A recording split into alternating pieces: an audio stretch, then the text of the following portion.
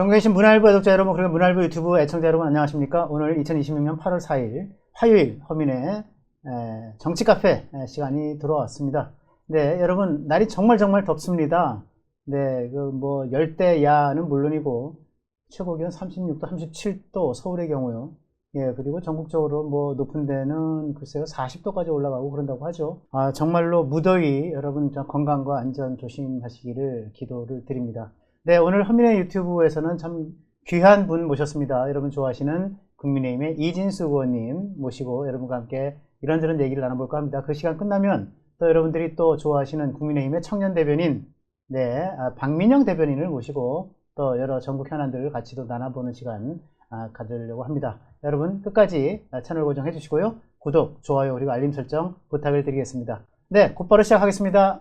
어서 오세요, 이진수 의원님. 네, 안녕하세요. 네. 예, 초대해 주셔서 감사합니다. 네, 감사합니다. 예. 문화일보 처음이신데 네. 우리 애청자 여러분께 인사 한 말씀 해주시죠. 네, 안녕하세요. 문화일보 유튜브 구독자 여러분, 시청자 여러분 반갑습니다.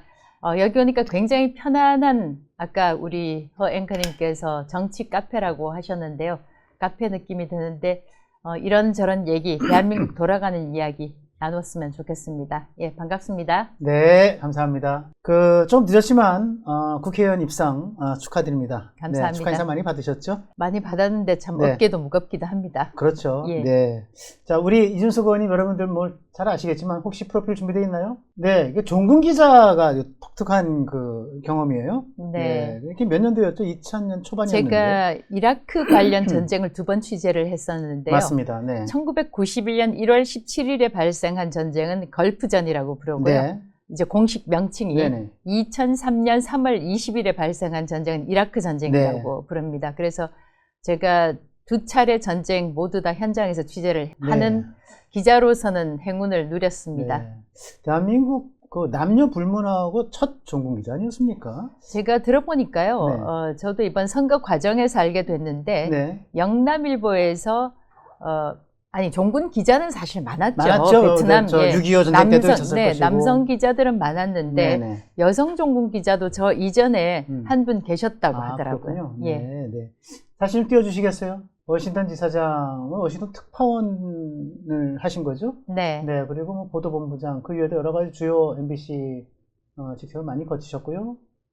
그리고 방송통신위원장 2024년 제가 알기로는 5월경이었나요? 2024년 7월 31일에 제가 임명받았습니다. 1년여 하신 거로 알고 있는데. 이제 개월수로 보면 14개월 정도 되는데요. 막상 아시는 대로 취임 이틀째 이제 탄핵이 발의가 돼서 사흘째 제가 탄핵이 됐습니다. 이게 통과가 되는 바람에 해서 173일. 보통 이제 탄핵이 6개월 안에 탄핵 심판을 결정을 하게 되는데 저는 거의 173일이면 일주일 빠진 6개월 아니겠습니까? 맞습니다. 네. 이게 이제 다 제외가 되고 또 돌아보니까 2025년 1월 23일에 탄핵이 기각이 돼서 복귀를 하고 나니까 이제 계엄 사태가 진행이 되고 있었고 이제 계엄에 대한 그 탄핵 심판이 진행이 되고 있었고 허 앵커님이 더 잘 아시는 대로 4월 4일에 탄핵이 됐지 맞습니다. 않습니까? 근데 사실상 그때는 제가 직무 복귀되고 난 다음에 한 2개월 정도 정상적으로 직무를 수행을 했고 그 뒤로는 계속 사퇴 압박이 진행이 되고 기억납니다. 또 방송사법 무질게도 당하셨죠. 방송사법 하면서 제대로 직무를 수행했던 기간은 한 2, 3개월 정도 됩니다. 참 그렇군요. 네, 복귀를 해보니까 그리고 이제 지난 6.3 지방선거 같이 치러진 국회의원 보궐선거에서 대구 달성군으로 해서 국회 입상을 하셨습니다. 네. 다시 한번 축하드리고요. 네, 정치인으로서의 이진수 어떤 사람입니까? 저는 이제 흔히 저에 대해서 별칭을 많이 붙여주시는데 쑥다르크니 보수의 여전사 이렇게 말씀을 하시는데 제가 항상 이제 거기서 붙여서 이야기를 하는 게 자유민주주의의 여전사였으면 좋겠다 그런 말씀을 드리거든요. 왜냐하면 지금 이제 저는 대한민국이 한 7, 80%는 전체주의로 가고 있다. 아니면 전체주의적 사회주의 또는 사회주의적 전체주의로 이미 왔다고 생각을 사회주의적 전체주의요? 이미 왔다고 생각하는 게 뭐 최근에 부동산이나 주식이나 여러 가지 문제가 발생을 하고 있지만 특히 이제 그 부동산 관련해서는 실질적으로 국민들이 거주 이전의 자유를 박탈당한 거 아닌가 그런 생각을 하거든요. 네. 이제 뭐 어떻든 이 정부라는 게 국가라는 게 특히 이제 그 정부 조직이 국민 전체의 이익을 위해서 강제력을 구속력을 가진 정책을 시행할 권한을 가지고 있긴 하지만 지금 이 정부 같은 경우는 이재명 정부 같은 경우는 굉장히 그 전체주의적 그 정책을 많이 시행을 해왔다고 생각을 네. 하거든요. 무책임한. 네. 그러니까 이제 그 부동산 정책 같은 경우도 보면은 종부세의 경우에도 그 상당히 이 뭐라고 할까요? 그 상한선, 그러니까 이제 쉽게 설명을 하면 더 많은 사람한테 네. 종부세를 거둬서 또는 그렇죠. 일정한 수의 사람에게 더 많은 종부세를 이제 거두게 되잖아요. 그렇습니다. 걷게 되지 않습니까? 네. 그러면 이제 세수는 늘어나겠죠. 그리고 어쩌면 그 소수의 사람들에 대해서 약간의 그 반감을 가지고 있었던 사람들은 좀 속 시원할 수가 있을 겁니다. 네. 많이 가진 자들에 대한 그런 그 반감, 앙심, 예, 속 시원한 그런 느낌이 있을 것이고 아마도 이건 뭐 제 추정이고 제가 틀리기를 바랍니다. 그런데 이제 세수를 부동산을 가진 사람 또는 이제 고가의 부동산을 가진 사람 심지어는 뭐 똘똘한 한 채가 네. 아니게 됐습니다. 네. 똘똘한 한 채가 아니라 네. 어쩌면 네. 그 부담스러운 한 채가 맞습니다. 될 것 같은데 그런 사람들한테 세금을 걷어서 어쩌면 또 한 내년 초쯤 돼서 또 뭐라고 그럴까요? 뭐 이름은 많지 않습니까? 뭐 고유가 지원금이니 네. 무슨 뭐 전쟁 지원금이니 해가지고 네. 또 20만 원, 30만 원씩 풀게 되지 않을까 그런 생각을 해요. 제가 틀리기를 바랍니다. 네. 예. 그래서 저는 이 사회가 대한민국이 네. 전체주의적 사회주의 또는 네. 사회주의적 전체주의로 네. 70%, 80%까지 왔다. 그렇게 보고 있습니다. 사실은 뭐 진보라고 진보라는 이름을 붙이기도 좀 아까운 좌파 정권이 들었으면은 특히 선거철을 앞두고 국민들에게 돈 풀기, 막 돈을 막 풀어서 그걸 가지고 표를 사는 사실은 매표 행위를 하는 거거든요. 그런 식으로 2020년, 21대, 24년, 22대 총선 앞두고도 뭐 코로나 지원금이든 뭐 24년도에 또 무슨 지원금이든 해가지고 엄청나게 돈을 많이 풀지 않았습니까? 그것이 좌파 정부의 그 포퓰리즘적 성격을 가진 좌파 정부의 특성인 것 같아요. 포퓰리즘이라고 이제 정확하게 지적을 네. 해주셨는데 네. 사실 그 북한이라는 지금 이제 2개 국가를 인정한다고 네. 이제 뭐 정동영 네. 통일부 장관이라는 사람이 네. 이야기를 했지만 이 북한이라는 이 단체, 이 조직, 네. 이 집단, 집단이죠. 이걸 그 조선인민민주주의 공화국이라고 부르지 않습니까? 근데 인민민주주의가 사실 프롤레타리아 독재이고 그렇습니다. 이게 사실 그 파퓰리즘적인 그런 요소를 가지고 있지 네. 않습니까? 그래서 더 많은 사람에게 인기가 있는 정책, 더 많은 사람들에게 소수의 사람으로 이 가진 것을 빼앗아서 더 많은 사람들에게 나눠주게 되면 인기는 얻게 되겠죠. 네. 그게 이제 그 인기라는 게 popularity, 또 populis트적인 그런 요소 아니겠습니까? 그러나 국가는 몰락의 길로 하는 거죠. 네. 그래서 점점 좀 전에 말씀드린 대로 북한과 비슷하게 만들려는 것 아닌가 저는 그런 의심을 가질 수밖에 없습니다. 네. 알겠습니다. 네. 자, 이제 의회 들어오셨는데 의회 들어오시기 전에 밖에서 본 정치권, 안에서 본 정치권 뭐가 가장 다른가요? 사실 그 바깥에서 관찰했던 것과 크게 다른 것은 없는 것 같아요. 네, 그렇군요. 좀 많이 달랐으면 하는데 우선 이제 그 개인적으로 보면은 달라진 것이 있다고 저는 생각을 하는 게 아무래도 이제 그 자리가 주는 무게라는 게 있지 않습니까? 네. 많은 국회의원들이 스스로 자랑스럽게 이야기하듯이 민의의 대변자라든가 아니면 그 헌법기관 한 명 한 명 국회의원이 헌법기관이다 이렇게 이야기를 하듯이 그 자리가 가지고 있는 그 무게는 매우 크다고 생각을 합니다. 큰 그 증거가 입법 활동을 할 수가 있지 않습니까? 그렇습니다. 법을 만드는 것만큼 국민들의 맞아요. 삶을 다르게 그 변화시킬 수 있는 그런 게 없지 않겠습니까? 그래서 법을 만들 수 있는 그 권한을 가지고 있다는 점에서는 굉장히 이 자리가 막중한 자리다. 그런 책임감을 느끼면서 동시에 이제 그 국회 담장이 하나 있는데 흔히 보면은 이제 그 바깥에서 국민들이 국회에 대해서 또 국회의원들에 대해서 비판을 하는 게 사람들하고 국민들하고 너무 다르게 행동을 한다. 민의를 제대로 반영을 못하고 있다. 이런 비판 지적을 받지 않습니까? 그렇게 해서 봤더니 이 담장 하나가 가지고 있는 이 뭐라 그럴까요? 이 구분 이런 게 참 크다는 느낌을 가지고 있는 게 예를 들면 이제 국민들은 또 특히 이제 그 국민의힘 지지자들, 그 우파 진영의 지지자들은 제발 좀 그 이재명 정권하고 좀 싸워라. 제가 달성군 지역구에 가도 가장 많이 듣는 얘기가 그 얘기입니다. 안에서 치고받고 하지 말고. 제가 어제도 어디 이제 갔다가 그 건물에서 이제 경비 서시는 분 한 분 만나고 또 일반 시민 한 분 만났는데 이분들이 입을 모아서 얘기를 하시는 게 제발 좀 싸워라. 지금보다 더 열심히 싸워달라. 이렇게 이제 싸우라는 주문을 하시거든요. 그러니까 국민들께서는 그만큼 이 무도한 정권에 대해서 국민의힘이 좀 역할을 해달라 이렇게 주문을 하고 계시는데 제가 또 안에 들어와서 보니까 또 이제 국회의원들은 물론 이제 개인들은 책임감을 가지고 활동을 하시지만 이런 국민의 뜻을 얼마나 우리가 반영을 하고 있나 그런 점에서는 좀 그렇군요. 느낌이 알겠습니다. 있습니다. 그 한 6일 된 것 같습니다. 지난 한 7일 됐군요. 일주일 됐군요. 지난달 28일 노란봉투법 개정안을 1호 법안으로 제출하신 것 같아요. 내용이 뭐고 왜 그러셨는지. 제가 그렇지 않아도 선거운동 하면서 그 TV 토론이 한 번 있었습니다. 상대 후보하고. 그때 이제 같은 질문이 있었어요.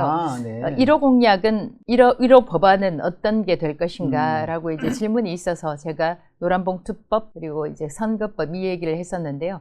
노란봉투법은 우리가 보면 이제 좀 아득하거나 절망하거나 낙담하거나 할 때 눈앞이 하얘진다, 눈앞이 캄캄하다 이런 표현도 있지만 앞날이 뭐 노랗다. 이런 표현도 쓰지 않습니까? 저는 이제 물론 그 노란봉투법이라는 그 명칭의 기원은 다른 데서 온 거라고 알고 있지만 저는 대한민국의 앞날을 노랗게 만드는 그런 법이라고 생각을 합니다. 대한민국 산업을 망치는 법안이 노란봉투법이라고 생각을 하고 있기 때문에 노란봉투법 개정안 사실상 노란봉투법을 무력화시키는 그런 이제 법 개정안을 발의를 했고요. 이제 그 주요 내용은 뭐 우리 앵커님이 더 잘 아시는 대로 사용자의 범위를 정확하게 이제 집어준다는 것. 또 광화문 지나다 보면 진짜 사장 나와라 이렇게 외치고 있지 않습니까? 원통. 그러니까 이제 삼성전자나 하이닉스, SK 하이닉스 같은 경우에 하청기업이 2, 3천 개씩 되는데 어떻게 최태원 회장, 이재용 회장이 이 3,000번째 회장의 3,000번째 그 하청기업의 노조와 협상을 하고 앉아 있겠습니까? 생겼어요. 그래서 사용자의 그 범위를 정확하게 하자는 것. 그다음 두 번째는 최근에 그 성과급 문제가 이슈가 됐습니다만 성과급이라든가 아니면 투자 전략 이런 부분에 있어서는 이건 순전히 그 경영진이 판단할 몫이다라고 해서 이런 그 범위를 또 분명하게 하고 세 번째는 지금 대체근로가 한국에서는 전혀 허용이 되지 않고 있습니다. 그래서 이 대체근로를 허용하게 하자는 것. 왜냐하면 그 파업에 돌입하게 되면 전혀 기업이 돌아가지 않지 않습니까? 이런 내용을 골자로 하는 개정안을 발의를 했습니다. 그 국회 본회의 통과 전망 어떻게 보세요? 저는 지금 그 민주당 의원들도 노란봉투법이 가지고 있는 문제점을 알고 있다고 생각을 하고 있습니다. 많이 폐해가 드러나고 있으니까 지금. 그래서 그들이 정말 대한민국의 산업의 앞날, 산업의 미래를 걱정하는 데 동참을 한다면 마땅히 통과시켜야 한다고 생각을 하고 있습니다. 상임위 배정을 받으셨어요? 과방위 하셨고 사실은 뭐 예고된 것이긴 하지만 민주당 의원들이 잔뜩 긴장을 해서 뭐 이해충돌 논란이 벌어지기도 했고 공격을 당하기도 했지만 또 보면은 그 공격에 대해서 굉장히 그 역공을 잘 취하셔서 이게 진압을 하셨는데 완전히 진압이 된 겁니까 지금? 어떻게, 그리고 그 논란 어떻게 좀 설명을 좀 해주시죠. 네. 네. 아니 저는 참 이해가 되지 않는 것이 누가 저에 대해서 상임위원으로서 자격이 없다 기획을 했는지. 왜냐하면 상임위원회가 열리기 전날 민주당 소속 과방위원들이 전원 네. 일동이라고 하면서 이진숙은 과방위원 자격이 없다라고 네. 기자회견을 했거든요. 네. 참 얼토당토않더라고요. 다행히 송기헌 위원장 그 자리에는 나타나지 않았습니다. 네. 근데 김남국 의원 포함해가지고 네. 그 기자회견을 했는데 이렇게 자기 눈을 찌르는 그런 어리석은 기획을 한 사람이 주모자가 기획자가 누군지 저는 궁금해요. 네. 뭐 짐작은 갑니다만. 네. 왜냐하면은 이진숙이 과방위원으로서 자격이 없으면 이재명은 대통령으로서 자격이 없는 거예요. 네. 왜 그러냐 하면은 제가 과방위에서 고발을 당해서 과방위원 자격이 없다고 이렇게 이야기를 했거든요. 그렇죠. 피고발인이기 네. 때문에. 네. 그렇다면 또 과방위에서 고발을 했다고 하지만 과방위 전체가 아닙니다. 국민의힘 위원들은 참여를 하지 않았고 맞습니다. 민주당 위원들만 참여를 해서 저를 고발을 했지 않습니까? 그렇게 이제 피고발인이기 때문에 제가 자격이 없다고 하면 이재명은 어떻습니까? 정가사범에 정가사범에 재판이 5개 걸려 있죠. 네. 수많은 재판에 걸려 있고 연루돼 있고 특히 이제 선거법 관련 같은 경우는 대법원에서 유죄 취지로 파기환송된 상태 아닙니까? 사실상 유죄 선고를 받은 거거든요. 사실상 유죄 확정이지 않습니까? 저는 단지 고발됐다는 그 이유로 자격이 없다면 이재명은 지금 대통령 자격이 없죠. 그런 일들을 왜 민주당이 자기네들도 대통령 자격이 없다고 선언하고 싶은 모양입니다. 누가 네. 그러더라고요. 대통령은 대통령 재임 기간에는 소추가 되지 않고 어쩌고 한데 소추되고 여부가 아니라 자격을 얘기하는 거예요. 맞습니다. 그러면 대통령 자격 없다고 선언하는 거나 마찬가지인데 맞아요. 이런 어리석은 기획을 왜 하느냐는 거예요. 네. 그리고 이제 과방위원들 중에도 수많은 피고발인들이 있습니다. 우선 가장 지금 현재 진행되고 있는 사건이 김남국 의원도 저한테 과방위원 자격이 없다고 하는데 본인은 지금 공직선거법 위반으로 고발이 되어 있는 상태거든요. 맞습니다. 보니까 며칠 전에 경찰이 소환 조사를 받았다고 하더라고요. 지금 현재 진행형인 사건이지 않습니까? 네. 본인은 그러면서 그럼 그렇게 이제 선거법 위반으로 아마 고발된 상태 같으면 그들의 논리라면 아마 어떤 상임위원회에도 자격이 없다고 얘기해야 되지 않습니까? 맞습니다. 피고발인이라면. 네. 이제 물론 이제 저 같은 경우는 3심 대한민국 또 저쪽에서 보면 재판소원제에서 4심제 비슷하게 만들었지만 3심제 나라이기 때문에 대법원 확정 판결 되기 전까지는 저는 무죄 추정의 법칙이 적용돼야 된다고 생각을 하지만 그들이 피고발인이 자격이 없다고 이야기를 하니까 하는 말입니다. 네. 근데 수많은 거기 피고발인들이 있어요. 김현 의원도 이제 본인 또 주장하더라고요. 김현 의원도 세월호 폭행 사건 때 고소가 됐었던 사건이 있거든요. 네. 그때도 상임위원 활동을 했습니다. 본인은 이제 과방위에서 떠나서 다른 상임위로 갔다고 주장을 하고 무혐의를 받았다고 이야기를 하는데 이런 식으로 피고발인 상태가 자격이 없다고 하면 정말 아마 민주당에서 더 많지 않을까 싶은데 숫자로 따지면 그들이 2배에 가까운 국회 의석을 가지고 있어서기도 하지만 왜 이런 어리석은 기획을 했는지 알 수가 없는 노릇입니다. 그 이후로는 한 차례 이렇게 좀 소동이 벌어지고 또 우리 이 의원님께서 진압을 하시고 그런 걸 제가 봤는데 그 이후로는 괜찮으세요? 저는 괜찮다고 생각을 하고요. 상임위원회가 과방위원회가 그 이후로는 아직 개최가 열리지는 않았습니다. 그래서 제가 또 그 얘기를 했습니다. 만약에 제가 피고발인이어서 과방위원 자격이 없다면 당신들이 제가 여기 제가 전학생 비유를 했지 않습니까? 네, 맞습니다. 전학 오기 전에 집단 괴롭힘 왕따를 시키는 것과 같다고 얘기했는데 제가 상임위원회에 참석하기도 전에 제가 자격이 없다고 기자회견을 했기 때문에 이거 심각한 모욕 상태다. 명예훼손으로 당신네들 고발한다면 당신네들은 과방위원 자격이 없어지겠느냐 피고발인으로서 그렇게 이제 네. 얘기를 했는데 네. 뭐 무슨 얘기를 하겠습니까 그들이. 네, 잘 알겠습니다.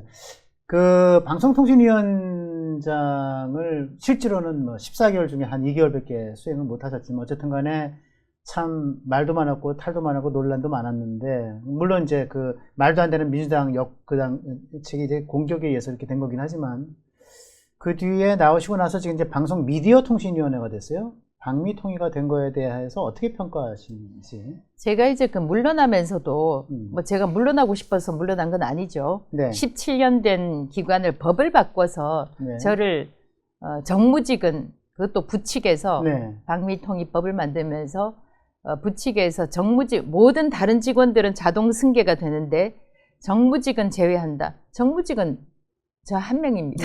그러니까 사실상 이진숙이라는 세 글자를 빼내고 네. 미디어라는 세 글자를 이제 더해서 방미통이라는 것을 만들었는데 이제 그들은 그 방송통신위원회와 전혀 다른 기관이 방송미디어통신위원회라고 그때 당시에는 얘기를 했어요.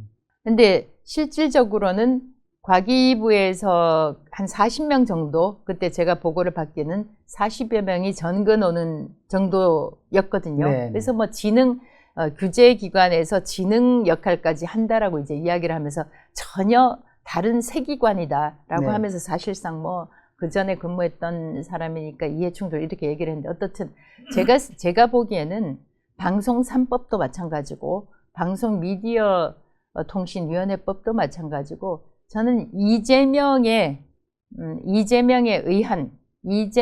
위한 그런 네. 언론을 만드는데 네. 그런 또 언론 환경을 만드는데 이바지하는 기여하는 그런 기관이 되고 있지 않나 해서 굉장히 네. 우려스럽습니다. 네. 그 대표적인 게 정보통신망법입니다. 네. 흔히 말하는 네. 그 77 네. 입틀막법이라고 하는 네. 그게 이제 그 방송미디어통신위원회하고 그 관련이 있지 않습니까? 네, 네, 정보통신망법. 그래서 그렇게 17년 된 기관을 없애서 이진숙을 잘랐나? 저는 그렇게밖에 생각을 할 수가 없습니다. 네, 저도 참 안타깝습니다. 네, 국민의힘이 지방선거 이후로는 이제 좀 올라갔죠. 지지율이 올라갔다가 또 최근에 좀 떨어지기도 하고 등락을 거듭하는데 지지율이 올라갈 때는 보수 진영에서 뭐 별 얘기를 안 해요. 또 보수 언론들이 별 얘기를 안 하는데 지지율이 떨어지면 또 난리가 나요.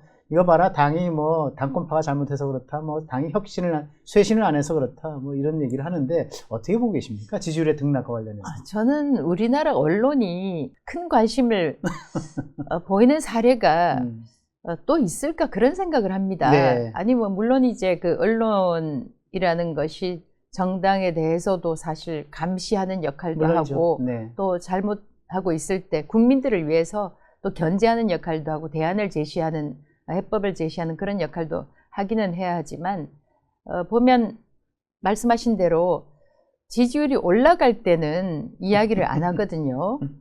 또 사실 그 정당에 대한 지지율이 올라갈 때도 있고 내려갈 때도 있고 그렇지 않습니까? 네. 물론 이제 그 국민의힘 정당이라는 것은 집권 여당이 아니기 때문에 정책적으로 직접 국민들의 생활과 관련된 일을 하기는 매우 어려운 것이 사실입니다. 집권 여당의 경우에는 여당의 당에서 발의하는 법도 있을 수가 있고 또 정부가 발의하는 법안이 있을 수도 있고 해서 직접적으로 사실 국민 생활에 관련 있는 그런 법들을 통과시키지 않습니까? 네. 이번에 보안수 사건은 뭐 정말 참 개악이지만 네. 어떻든 그런데 야당 특히 이제 국민의힘 같은 경우는 사실 절반 반토막 야당이기 때문에 네. 영향력을 가지는 그런 일을 하기가 굉장히 그 힘이 드는 것이 사실입니다. 네. 특히나 이제 조금 전에 그 당권파라고 말씀하셨으니까 저는 이제 6.3 지방선거 끝나고 사흘 뒤에 제가 당권파가 돼 있더라고요. 네. 근데 제가 이 지점에서 다시 한번 이야기하고 싶은 게 언론에서 그 관심을 가지는 부분에 있어서 또 하나 얘기하고 싶은 게 지금은 이제 약간 그런 그 억부는 조금 덜 보이지만 한때 보면 6.3 지방선거 바로 끝난 직후에 장동혁 사퇴, 네. 한동훈 복당 이게 네. 거의 아마 제가 보면 최소한 수백 건, 네. 뭐 1000건도 넘는 그런 기사 타이틀로 제목으로 맞습니다. 예. 장동혁 사퇴, 한동훈 복당. 동일 티켓처럼 따라다녔죠. 네, 이렇게 그 기사가 나왔던 걸로 네, 제가 기억이 되는데 맞습니다. 이게 이제 그 학문적 용어로 illusory truth effect, 환상 진실 효과 또는 그렇군요. 이제 그 네. 언론학에서는 priming effect, 프라임 효과라는 네, 게 네, 프라임 있지 효과. 않습니까? 네, 네, 네. 환상 진실 효과라는 것은 장동혁이라는 사람을 사퇴해야 된다. 사퇴하는구나 또는 사퇴해야 된다. 기정사실로 받아들이고 또 한동훈이라는 사람은 복당을 하는구나, 해야 하는구나 이렇게 생각을 하게 된다는 거예요. 네. 그게 이제 환상 진실 효과라는 것이고 그 다음에 이제 그 프라이밍 효과는 우리 앵커님도 더 잘 아시는 대로 자꾸 이제 그 이야기를 들으면 이제 그렇게 돼야 된다고 생각하는 그 효과가 프라이밍 효과 아니겠습니까? 본인들은 이제 그 언론의 본령에 맞춰서 한다고 생각하지만 실질적으로 국민이나 독자나 시청자들한테 남기는 효과는 그런 것이라는 알겠습니다. 거죠.